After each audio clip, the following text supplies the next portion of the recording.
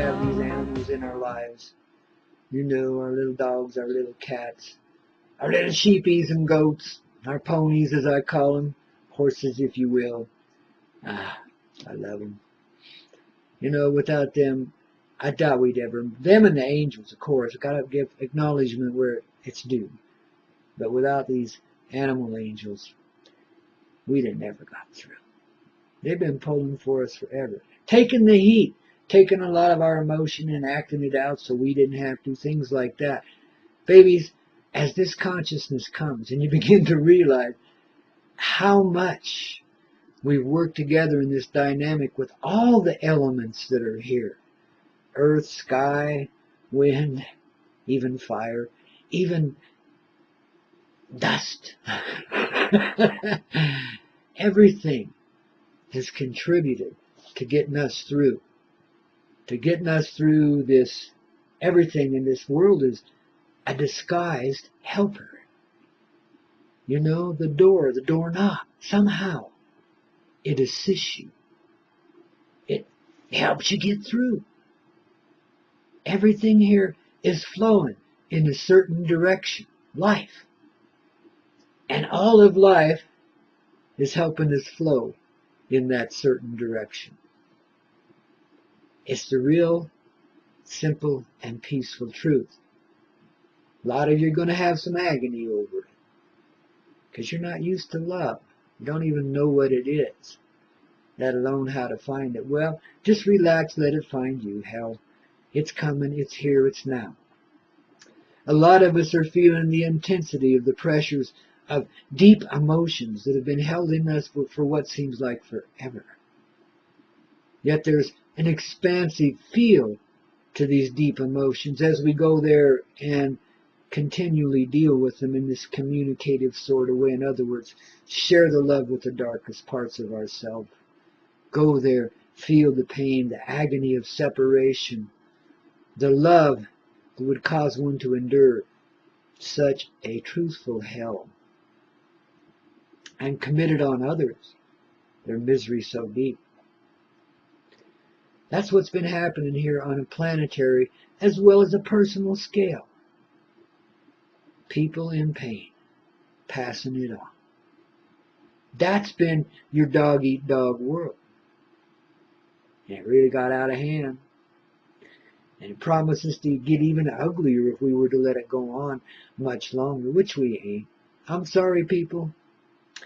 I know you dudes in the government and in the banks and the back alleys of the United States and the United Kingdom and all them other frickin' places where you go to commit skullduggery.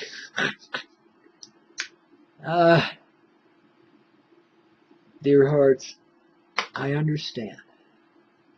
And I, for one, forgive you, you know, for all the treachery you've tried to pull off here. I know you got good hearts. You only want what's best for yourself. But you're learning now what that truthfully is. Because no one, no matter how deep your caverns, no matter how high you fly or how far you go, can get away from this. It's here and now. It's an increase in consciousness, period. And it's happened because there's a few sacred vessels on this earth that ain't lying, that ain't going along with the bullshit program to mislead everybody. They're just sitting there and living and being the simple truth. That's why it's happening. And you couldn't find them if you hated them, I mean. You couldn't find them if you tried. They're hidden from you. Your eyes won't see them till your heart's open and pure and you can embrace them and thank them for what they've done here. And yeah, apologize for all the agony you committed on them. But they'll know, they'll understand in their hearts that you were under control of another who was under control of another. It just goes back to a couple of three dark and ugly beings that really underneath it all are some of the most bright and beautiful. People, we have lived in a facade, a veneer, a superficial world of great phoniness. All the drama here, if you'll notice, mostly these days is committed. Well, a lot of it's on the internet, yeah, but on the TV, you know, I mean, shoot, TV news people, they're just arrogant. They think they can control you and move you this way and move you that way and fear, fear, fear, fear, be afraid, be afraid, be afraid. You know, well, what they're telling you, be empowered, be empowered, be empowered. Don't listen to my horse shit. I'm a lying sack of crap with a pretty bow tie. That's what they're saying. They're saying, people, please don't listen to this shit. Please go away from your television sets. Ignore us. We're liars and thieves. That's who we work for. That's what makes us liars and thieves. For the most part. There's a few decent folk out there, and I don't mean to categorize everyone at any time. We're speaking in great generalities here, but this is what's going on. It's what's been happening. And it's been ugly. Ugly as sin.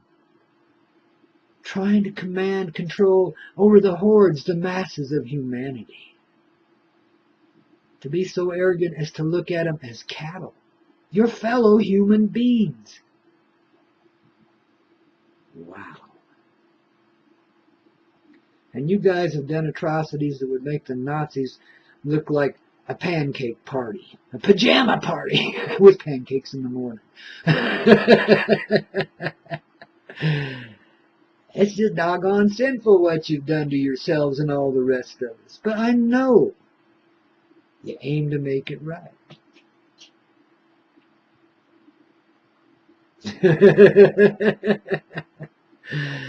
Oh, babies. If you could see what I see. But you do. That's what we're here conveying right now. Is that beautiful image, that beautiful vision, that feeling of peace. Because you know it's all going to be all right. No matter how out of kilter it has been. Again, I remind you, we are the creative essence of the universe. The love of the heart that makes life grow. There's no limit to our capabilities as we become aware of them again, conscious. As you start seeing yourself move things without touching them. As you see old quarrels dissolving away like they never happened. As you see real peace coming in, you walk away from the eternal drudgery of the machine. You've had enough. You're going to close your doors and walk out one day here real soon and not look back. Goodbye, suburbia. Hello, paradise. Because that's what you'll be here creating. We're moving off. I mean, this is the vision I have, babies. We're moving off into these beautiful communities. We're beginning to live in spiritual tribes, spiritual families. In the same way that we were broken and scattered and moved off up to the far points of the earth when this great disaster began, when humanity was shattered from its high places and brought to live in these dense and dark places, we all gathered with persons of similar appearance and language, which we were just barely beginning to learn. And we grouped up in those groups and we left our natural spirit family. It began what we call bloodlines now, as a family instead of the spirit. Of course the spirit goes with it, but it's not the same family, understand. It got scattered, broken and scattered. Had to. Part of that spreading of the consciousness out thin, like I talked about in the last video. So now we do the reverse of that. We let go as we become conscious. You won't do this until.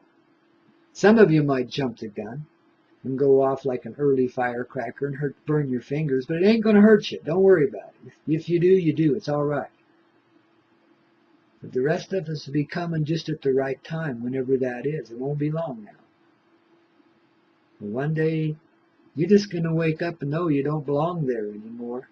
And you're going to see the place you do belong, and you're going to feel that deep yearning inside that's been causing you such grief for so fucking long now. Many centuries in lifetime.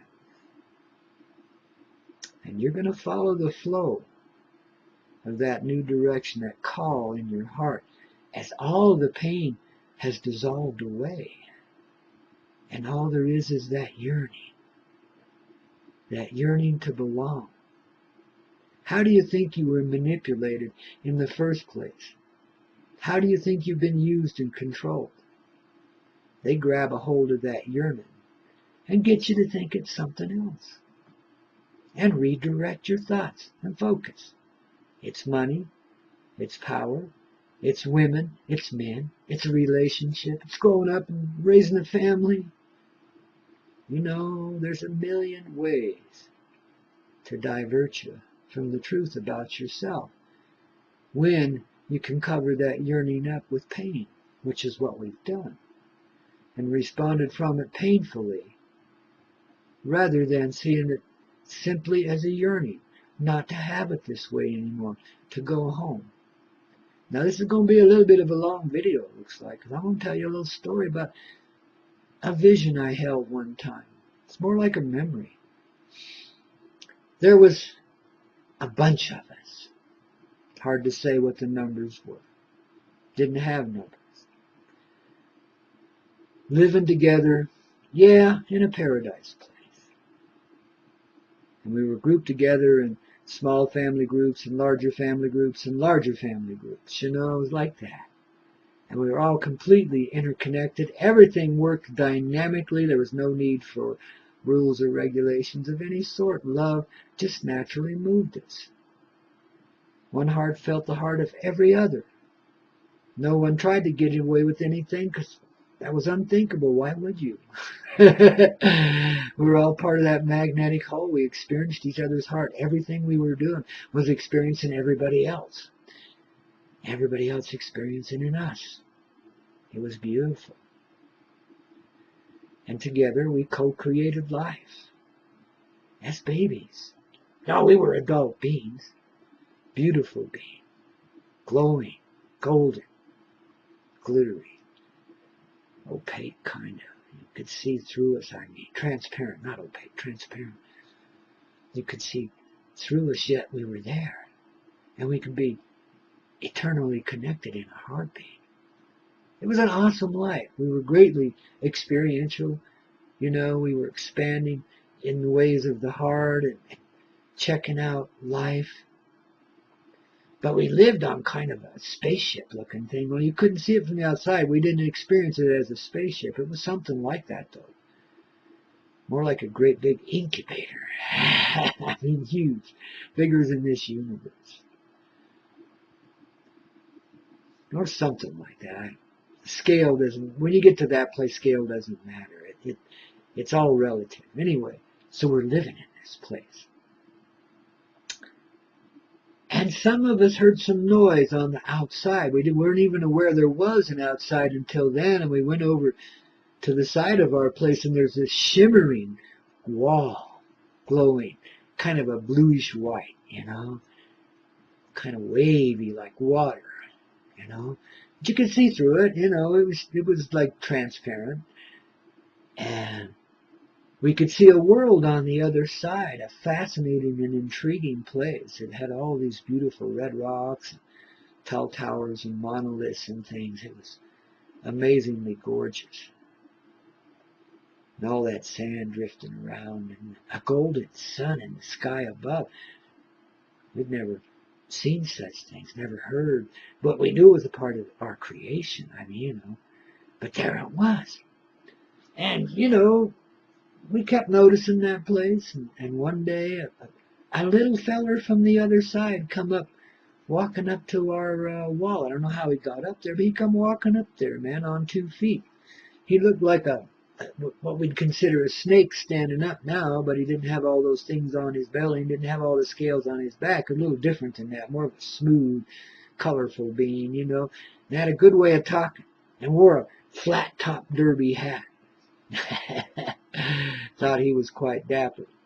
Well, we thought he was too. A group of us were sitting there rapping with him, probably for who knows, there was no time, for a while, long time.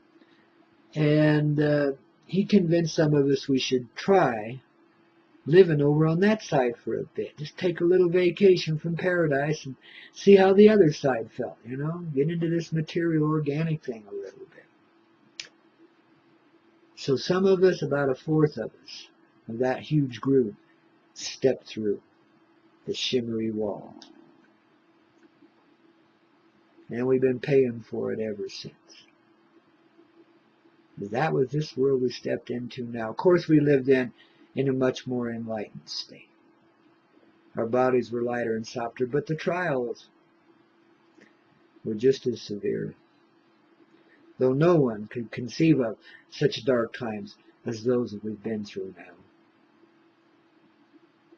It was just unthinkable. That came with progression. The dense bodies, all of the separation, the colors, the races, the tribes and nations, the ideas of governments and countries and shit. Holy cow. What a silly charade. But yeah, we've gained. Everything we came here seeking, we've gotten, and then some. And now, as we return home to that family, or they return to us, because what's happening now is instead of us going back through that wall, because they were withdrawn from us at the time, they went away when we stepped through that wall. They were gone and couldn't come back, and we couldn't go there. It was one of those little things somebody forgot to tell us, kind of. I'm sure it was written in the fine print somewhere, the fine talk, somewhere. That's where the yearning began, and gradually became a pain, a feeling of separation, and gradually became this thing we know of as death, which is another level of separation, perceived separation.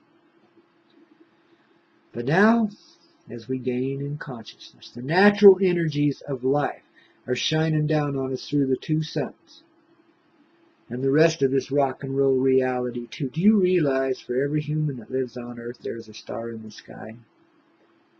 That's how brilliantly created this terrarium we live in is. It's awesome, man. Each one of us has a personality that is so humbled by the honor the universe gives it. It's an amazing place. But to us, it seems kind of everyday, you know, drudgery, whatever, you know. It's not normal, this kind of life we're living. Yeah, obviously, it's against nature. Obviously, it's gone against the flow quite severely. I mean, who could even conceive of such a thing as warfare, let alone an argument between friends? Because when you're in the vibe and the tribe,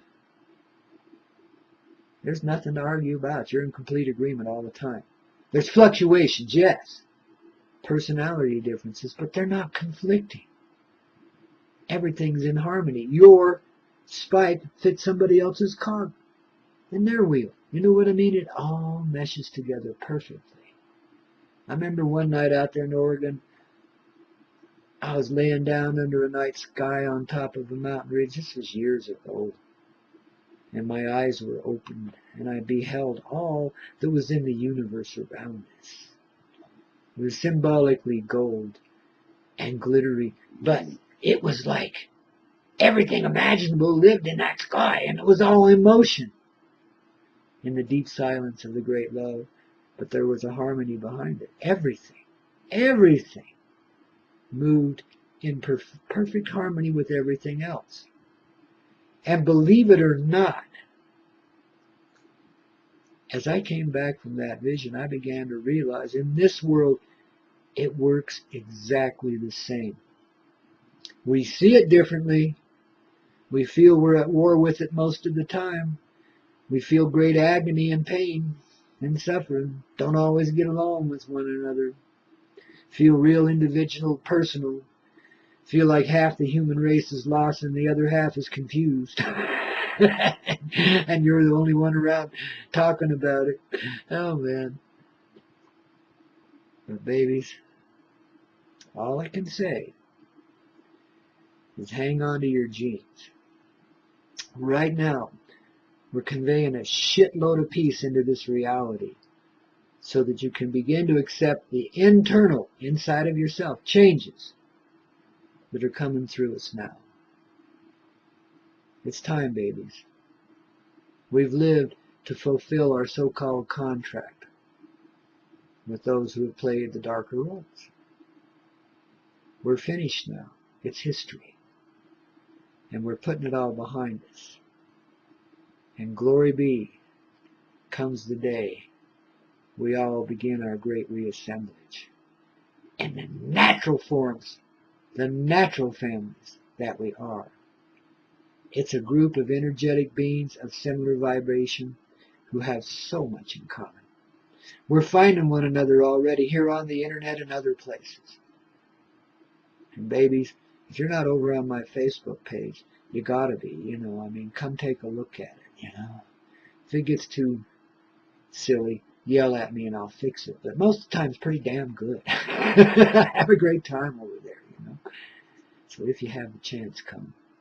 But there is the beginnings of the great peace that is to befall this land, these skies, and this earth.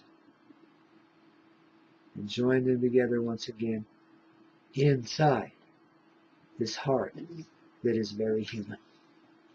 Babies, me and Oki love ya. Think the world of you. And we'll see you real soon.